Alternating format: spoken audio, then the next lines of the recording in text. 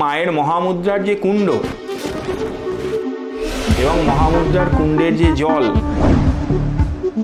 তা আজও লাল হয়।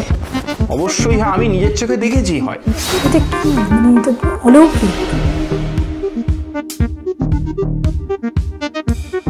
ঠাকুর কিন্তু ঢেকে রাখবে, এই 4 দিন কিন্তু পুজো হবে না, কি করবো? দরকার হলে আরো বিশেষ করে হবে, ফার্টিলিটির উৎসব। এটা এতটাই তিনি অলৌকিক, এতটাই তিনি ক্ষমতাশালী।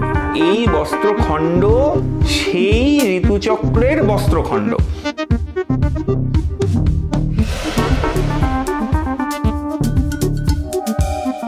নেগেটিভ ইম্প্যাক্ট হয়।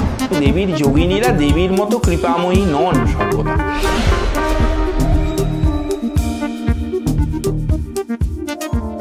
অম্বুবাচীর সময় আমাদের সাধারণ মানুষের মধ্যে যে কনফিউশনটা থাকে, আমরা পুজো করব কি করব না, ঠাকুর ঢেকে রাখবো কি রাখবো না। মা ঠাকুমারা আগেই ফোন করে বলে দিচ্ছে যে না, ঠাকুর কিন্তু ঢেকে রাখবে, এই 4 দিন কিন্তু পুজো হবে না, কি করব? একদম ভুল ধারণা। এই সময় সমস্ত পুজো হবে, মায়ের কোনো মূর্তি ঢাকা হবে না, অন্য দেবতা ঢাকার তো প্রশ্নই নেই।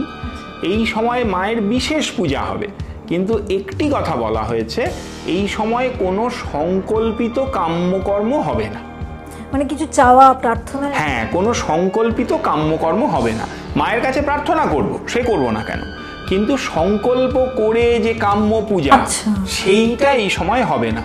মায়ের নিত্য সেবা পূজা সমস্ত কিছু বিধিবৎ হবে এবং এই সময় দরকার হলে আরো বিশেষ করে হবে। শুধু মা না, আমি বলছি পুরুষ দেবতা, সমস্ত দেবতারই, গোপালেরও, সবারই নর্মাল পুজো পাঠ হবে, বাট ঠাকুরের হতে পারে, সবার হবে, কোনো অসুবিধে নেই। আর দেবীর ক্ষেত্রে বিশেষ পূজা হবে এবং যদি কোনো সাধক থাকেন, সেটা শাস্ত্রে বলা হয়েছে তিনি এই সময় বিশেষ জপ করবেন। এই সময় জপ অনন্ত ফলদায়ী হয়। কামাখ্যা মন্দির একেবারে রহস্যে মোড়া এবং বলা হয় যে এই সময় 3 দিন ঋতুমতী হন দেবী কামাখ্যা। এটা সত্যি? দেবী ঋতুমতী হন মানে ধরিত্রী ঋতুমতী হন। এবার ধরিত্রীতে যেহেতু কামাখ্যায় মায়ের মহামুদ্রা পতিত হয়েছে, আমরা জানি ঋতুচক্র মহামুদ্রা দ্বারাই সঞ্চালিত হয়, যোনি দ্বারাই সঞ্চালিত হয়। তো সেই মহামুদ্রা যেহেতু মায়ের ওখানে প্রকাশিত হয়েছে, সেই জন্যে ধরিত্রীর প্রকাশ মায়ের মহামুদ্রা দিয়েই হয়। সেই জন্যেই ধরিত্রী ঋতুমতী হন। ধরিত্রী ঋতুমতী হন বলেই তো এর পরে বর্ষা শুরু হবে এবং বর্ষার পরে ধরিত্রী কি প্রসব করবেন? অন্ন প্রসব করবেন। সেই অন্ন আমরা খাবো, আমরা তো ধরিত্রীর সন্তান। মানে ফার্টিলিটির উৎসব এটা। উৎসব। কিন্তু এই যে বলা হয় যে ওখানে একটা কুণ্ড আছে, সেই কুণ্ডটাও লাল হয়ে যায়, সত্যিই যায়। ব্রহ্মপুত্র নদী লাল হয়ে যায়। ব্রহ্মপুত্র নদী লাল হয়ে যায়, এটা আজকের দিনে লাল হয়ে যায় না, খুব সত্যি কথা। আজকের দিনে আদৌ লাল হয় না, পুরা আকালে হতো কিনা সেটা আলাদা কথা।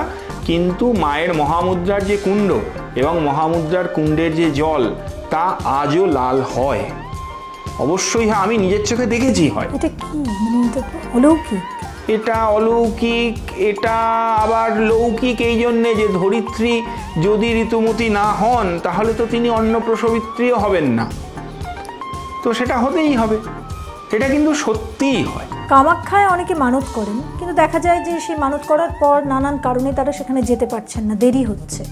এবং এটাও শুনেছি যে এটা খুব একটা ভালো নয়, এটা খারাপ এবং এটাতে উপকারের থেকে অপকার হয়, তাই কি? অবশ্যই মানত যদি আমি করি তাহলে আমায় কিন্তু সেটা পূর্ণ করতেই হবে। এবং এই রকম শক্তিশালী ক্ষেত্রে যদি মানত করি, তাহলে যদি আমি তা পূর্ণ না করি, তাহলে মানে কমিটমেন্ট যদি আমি ফেল করি, তাহলে কিন্তু আমার এর নেগেটিভ ইম্প্যাক্টও হতে পারে।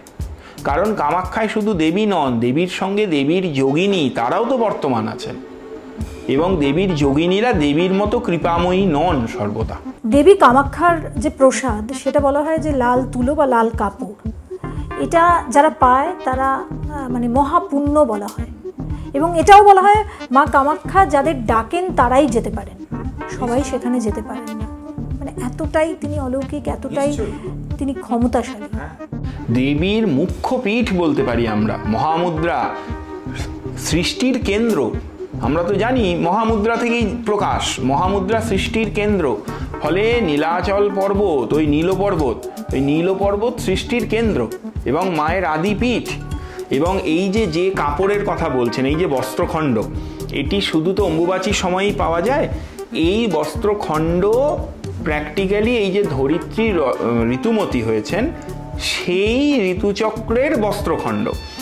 এটি কিন্তু সৃষ্টিতত্ত্বের আদি প্রকাশ, এবং তন্ত্রশাস্ত্র বলেছে যে এর মধ্যে অসম্ভব শক্তি, সৃষ্টির গোটা শক্তি এবং গোটা রহস্যটাই এর মধ্যে নিহিত থাকে। সেই জন্যে এটি কিন্তু অত্যন্ত পুণ্যপ্রদ, এবং বলা হয়েছে যে এটি যদি বিধিবৎ এর পূজা বা একে রক্ষা করা হয় তাহলে সেটি কল্যাণকারী হয়।